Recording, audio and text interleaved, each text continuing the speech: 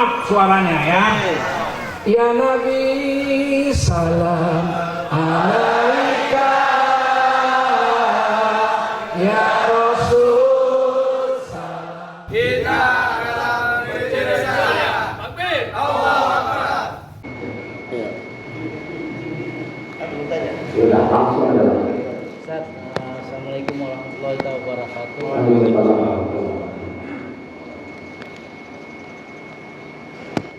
Setiap orang kafir katanya kalau dia meninggal kita doakan. Misalnya orang tua kita waktu hidupnya tidak pernah mengajarkan amal yang baik itu, sholat puasa nggak pernah. Begitu meninggal kita doakan. Apa doa kita itu ditolak, Ustaz?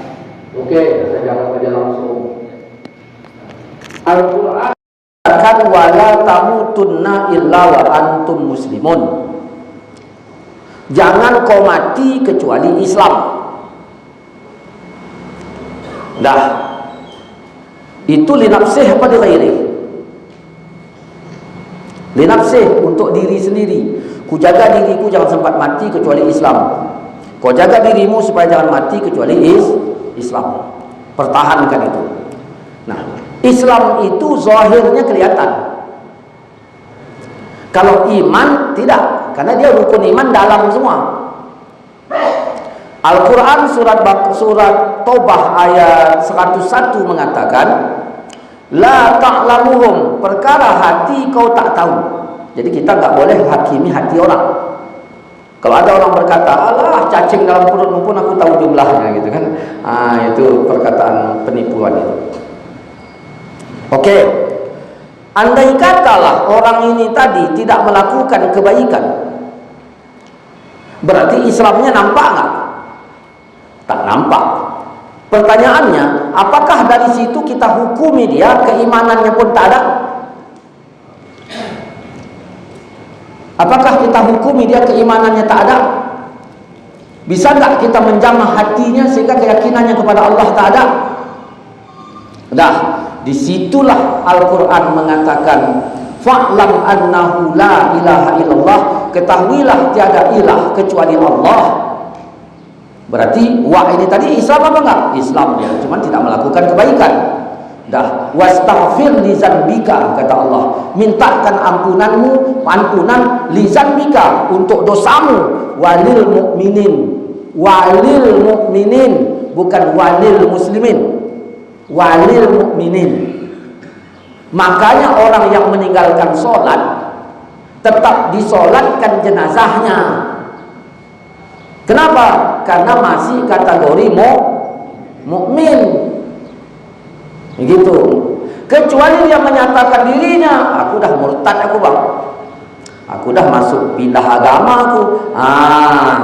Di situ dia mengaku, maka tidak ada lagi doa untuknya.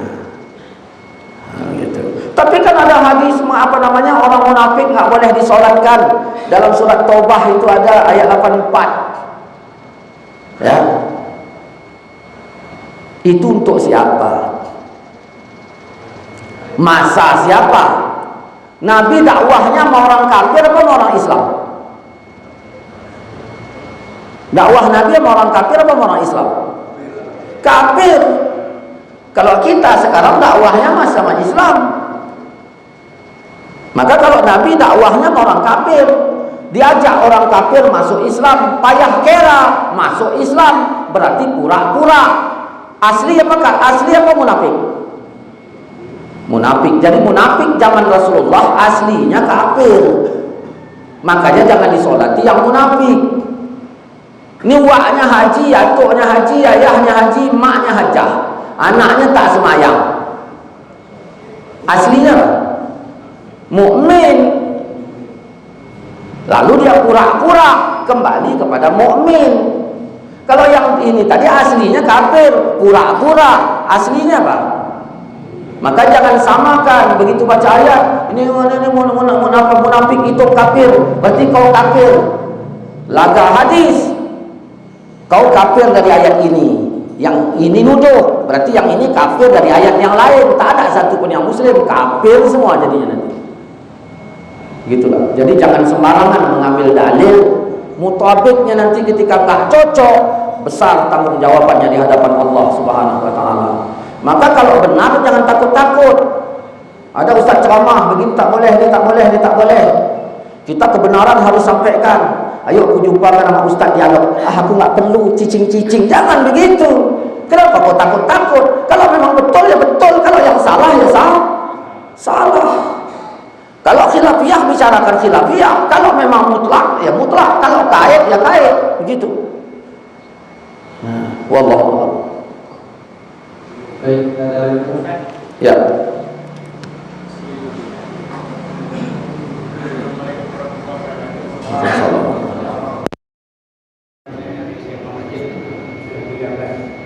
Dekatkan supaya jelas. Mengucapkan terima kasih banyak kepada Ustaz yang telah memberikan waktu dan kesempatan. Seperti yang sama-sama kita ketahui, kita sering menaiki atau menjelaskan sosial. Ada tarekat, hakikat dan sifat. Di dalam keempat kata ini, apakah yang mempunyai kalimat tauhid? Jika yang mempunyai kalimat tauhid, apakah kalimat tauhid dan tarekat, hakikat dan sifat? Terima kasih. Wassalamualaikum warahmatullahi wabarakatuh. Yang inti Bapak tanyakan apa?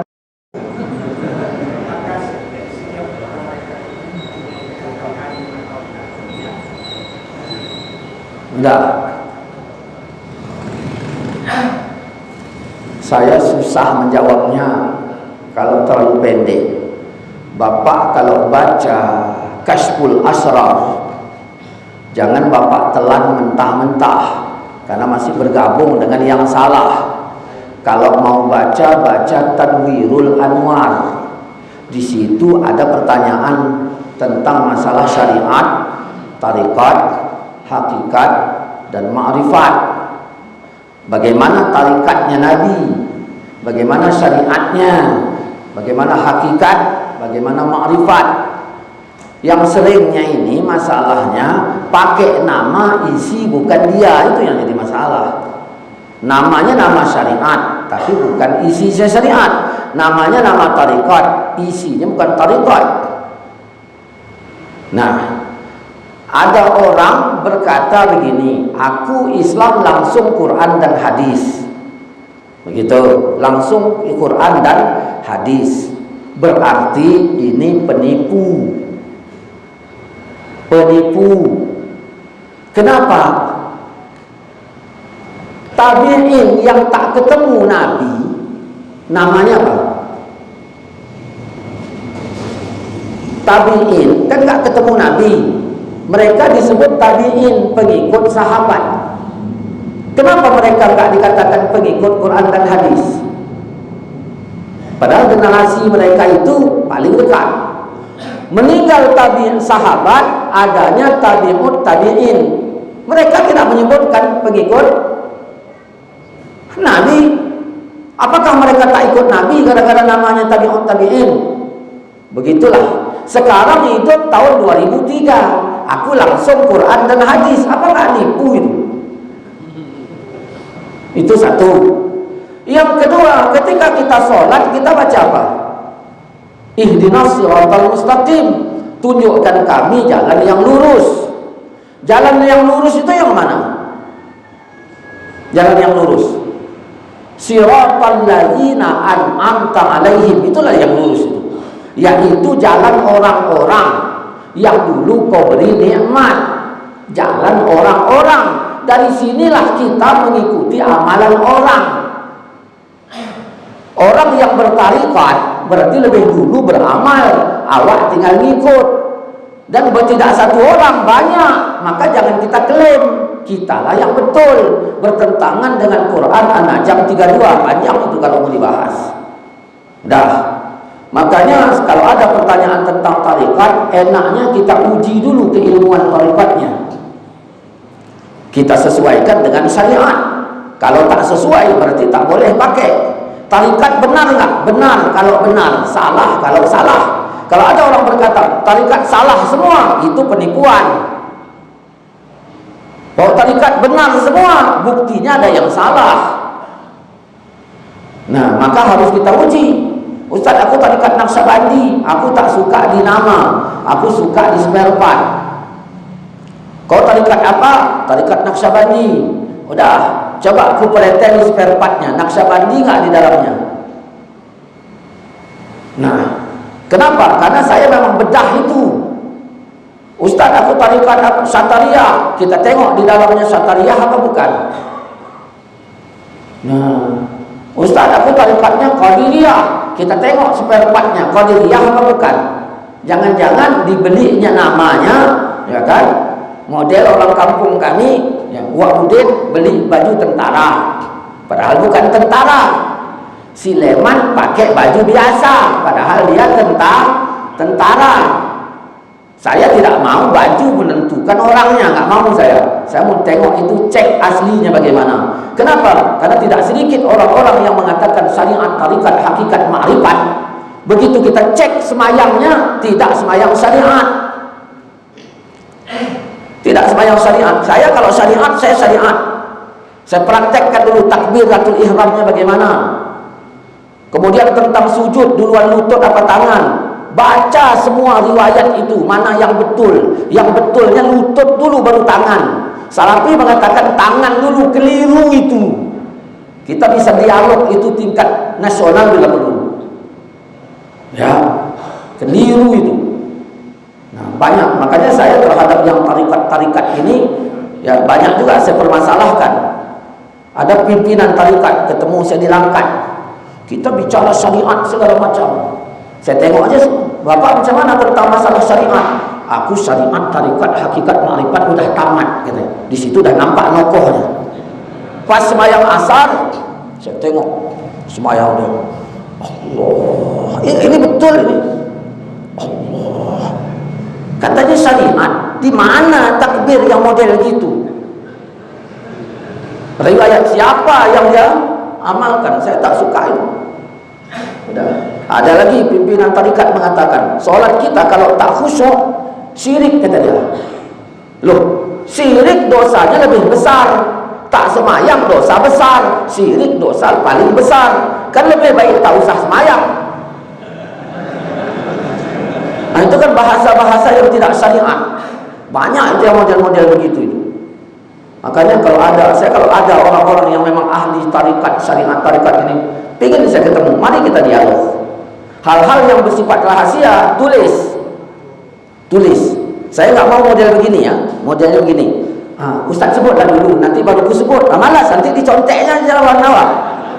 Kau tulis, aku tulis, baru kita baca. Begitu. Karena kadang-kadang ada yang licik. Begitu. Jadi tentang masalah itu, kalau Bapak mau lihat, coba lihat di Tanwirul Anwar. Jadi kalau ada komen di bawah, yang di bawah itulah yang betulnya, yang di atas itu di komen. Makanya kalau orang yang baca Kashful Asrar itu masih bercampur antara yang betul dengan yang tak betulnya, begitu. Oke, Bapak yang sana tadi. Apa? Oh.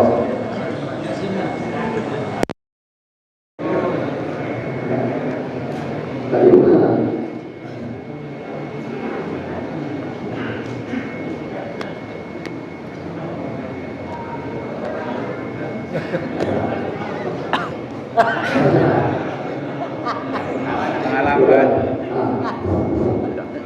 Assalamualaikum warahmatullahi wabarakatuh.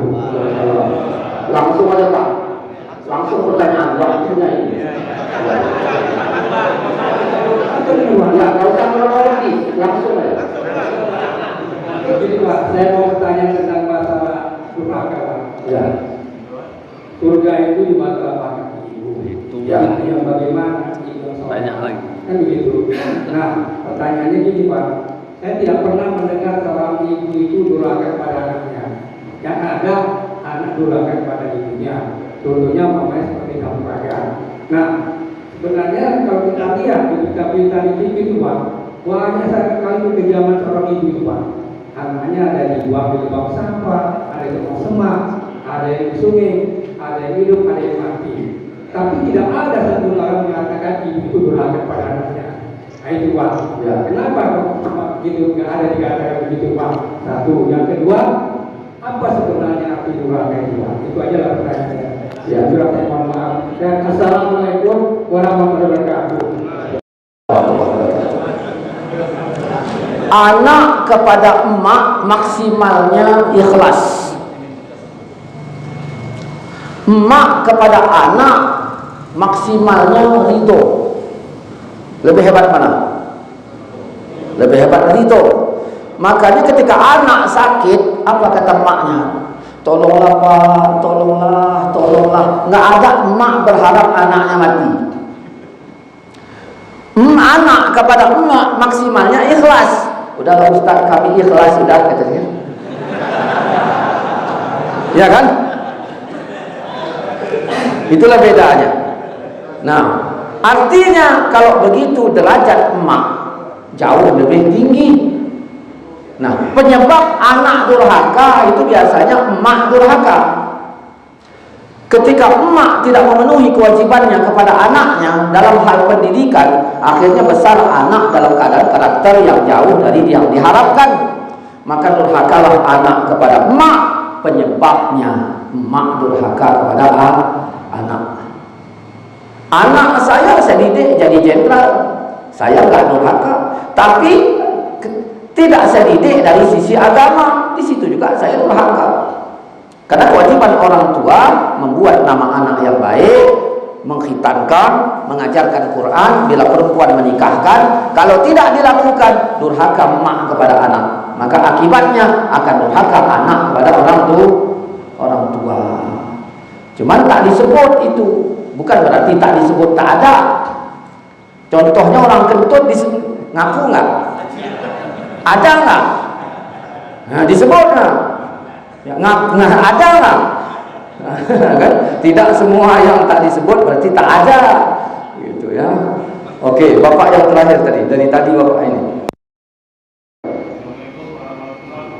Waalaikumsalam.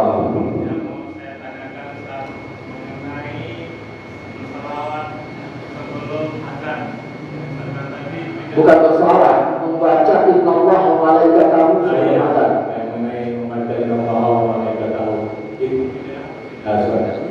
Nah, Innallah malaikatahu itu Quran bukan? Kata Nabi, siapa yang baca Quran pahalanya 10 berhuruf. Itu kata Nabi. Kalau bapak baca Quran dalam WC, boleh nggak? Karena itu tempat terlarang. Kalau baca di depan mik mau azan, tempat terlarang bukan? Bukan. Lalu apa yang membuat tak boleh?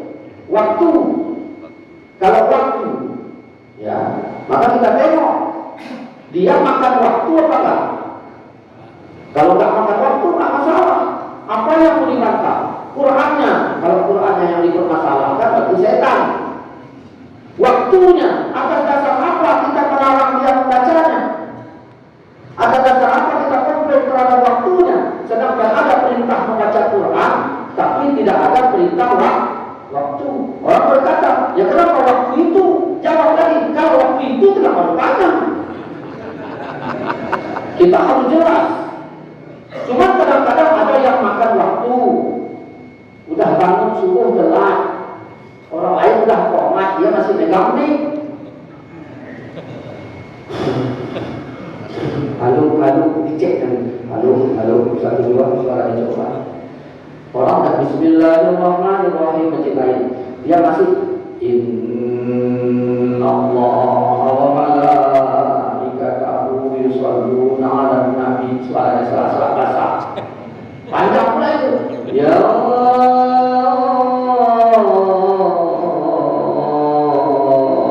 ayyuhalladzina amanu shallu 'alaihi. Orang lain masjid subhanallah, subhanallah. Ya. Baru azan, Allah kali azannya. Ayam dah keluar sama anaknya. Mak makan di mana kita mak? Kita cari dalam mak. Dia dari baru selesai.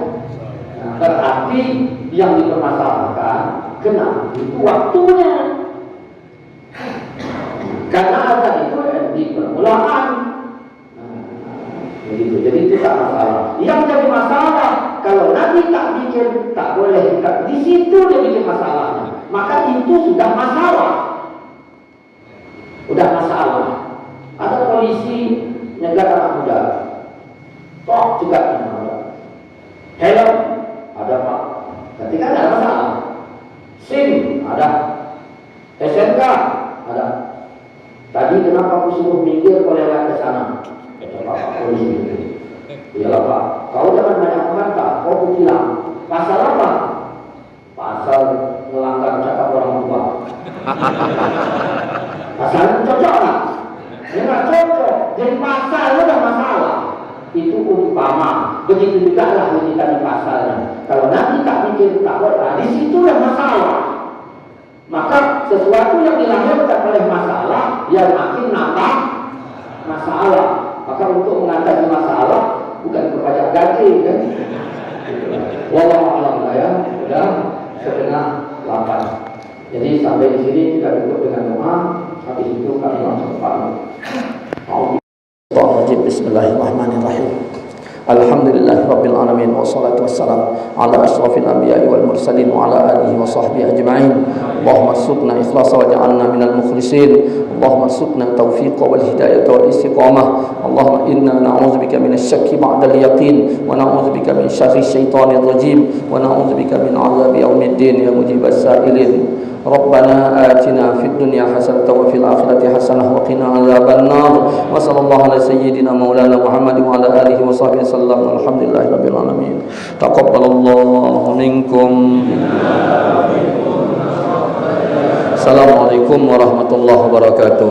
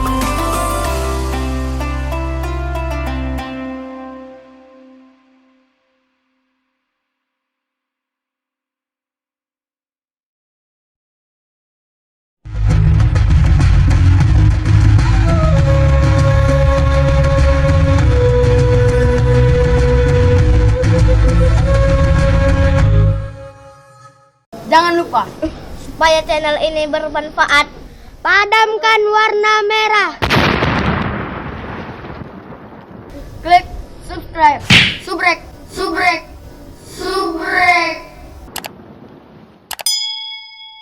Kalau suka, like. Jangan lupa bagikan ke sahabat dakwah dengan cara share video ini. Komen di bawah ini ya teman-teman.